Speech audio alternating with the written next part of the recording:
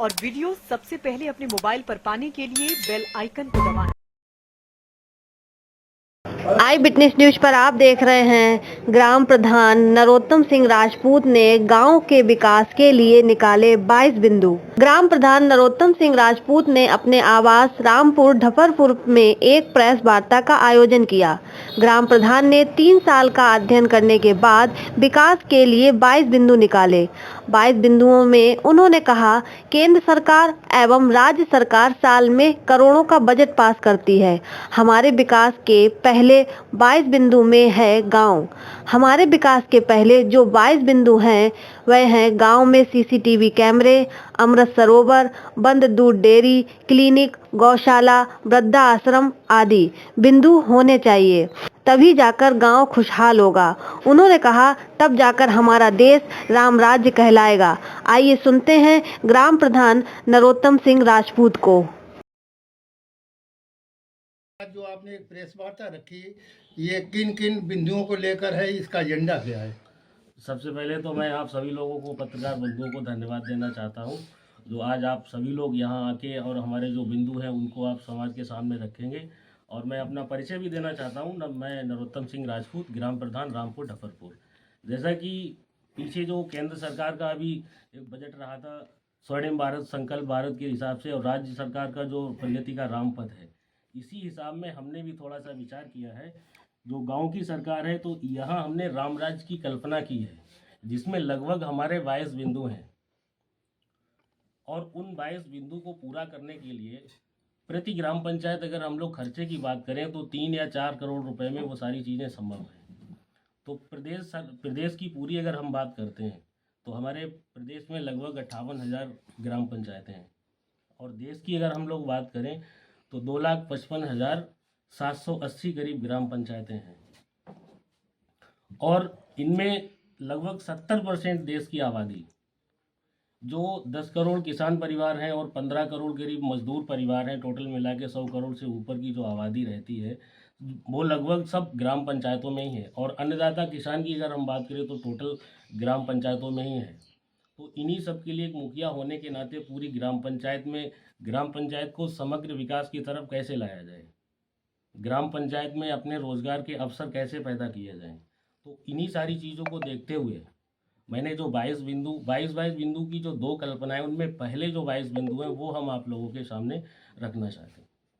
जैसे पहले अगर हम लोग बात करें तो हर ग्राम पंचायत में, और ये सारी सरकार की भी मंशा है, हर सरकार चाहती है कि गांव में खुशहाली हो, किसान संपन्न हो। तो सीसीटीवी कैमरा की हम बात करते हैं सबसे पहले बिंदु पे, अगर हर मुख्य तिराहे चौराहे पे लगा दिए जाएं, अगर हर ग्राम पंचायत में ऐसा कर लिया जाएगा तो लगभग हमारे हिसाब से 70 से 80% क्राइम कम हो जाएगा। और नंबर दूसरे पे वृद्धा आश्रम है। गांव के जो भूमिहीन लोग हैं, जिनके पास अपना साधन नहीं है, जिनके बच्चे उनको सहारा नहीं देते हैं, तो हर ग्राम पंचायत में अगर छोटा सा एक वृद्धा आश्रम खोल दिया जाएगा 50-60 वर्ष के लोगों के लिए, तो मेरे हिसाब से वो उनके लिए एक वरदान, एक बुढ़ापे का जो सहारा है वो साबित होगा। इसी क्रम में हमारा तीसरा जो है, यहाँ पर अगला जो बिंदु है वो तीसरा रहेगा फसल रक्षा इकाई। सरकार किसानों को सारी सुविधाएं देना चाहती है, लेकिन वो सारी सुविधाएं ग्राम पंचायत तक नहीं पहुंच पाती हैं किसी कारणवश। अगर तो इन सारी चीज़ों को ग्राम पंचायतों में लागू कर दिया जाए हर पॉइंट को, तो मेरे हिसाब से देश में जो जितने भी किसान भाई हैं, जैसे फसल रक्षा इकाई हर ग्राम पंचायत में होगी तो खाद है, बीज है, डीजल है, दवा है, इन सारी चीज़ों का हम लोग सुविधाएं दे सकते हैं किसानों को ग्राम पंचायत में ही। क्योंकि किसान, चाहे तो आप ग्राम पंचायत कह सकते हैं या किसान पंचायत कह सकते हैं।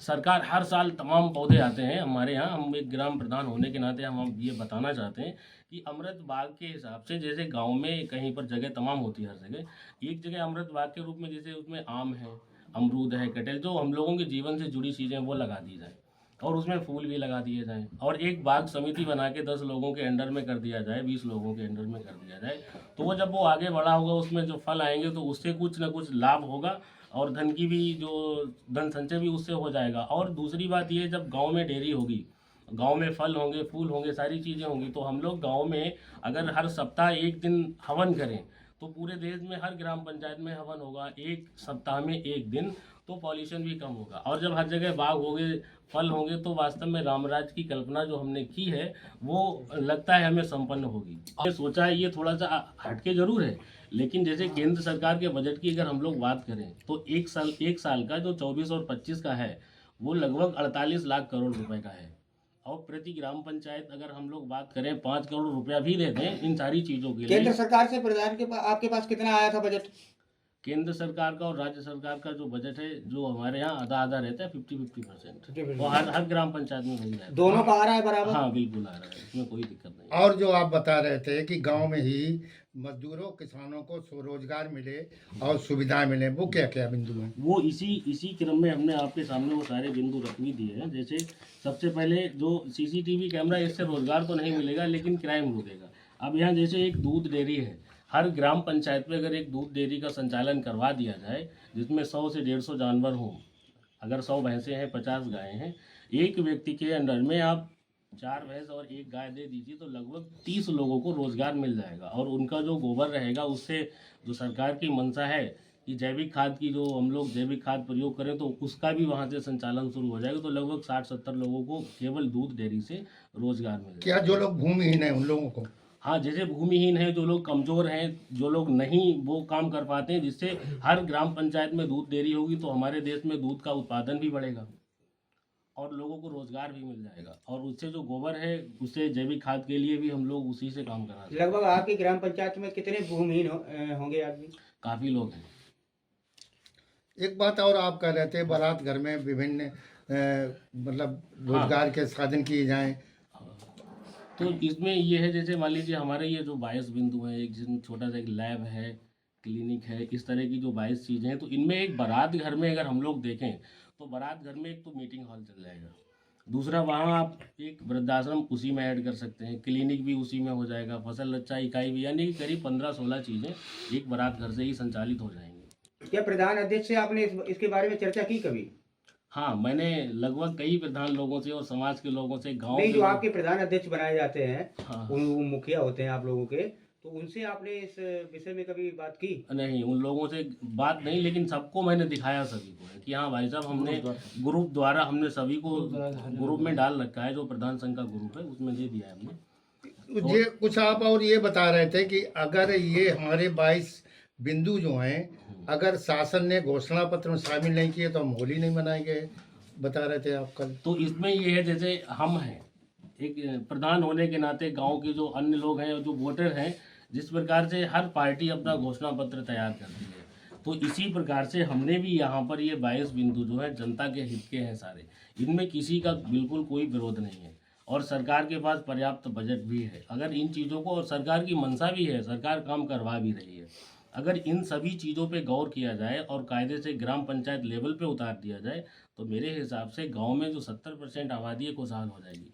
और राम राज्य की कल्पना जब ही संभव होगी जब गांव में जो मजदूर और जो किसान रहने वाले लोग हैं, जब वो संपन्न होंगे, देश हमारा तभी संपन्न होगा। देश की जीडीपी जब ही बढ़ेगी, इकोनॉमी भी उसकी देश की जब ही तरक्की करेगी, जब देश के 70% लोगों के पास पैसा होगा। उम्मीद है आपको हमारी ये खबर पसंद आई होगी। आप इसे लाइक करिए, अपने दोस्तों के साथ शेयर करिए और उस पर कमेंट करिए। अगर आप पहली बार हमारे चैनल से जुड़े हैं तो चैनल को सब्सक्राइब करना मत भूलिए। यही निवेदन आपसे है।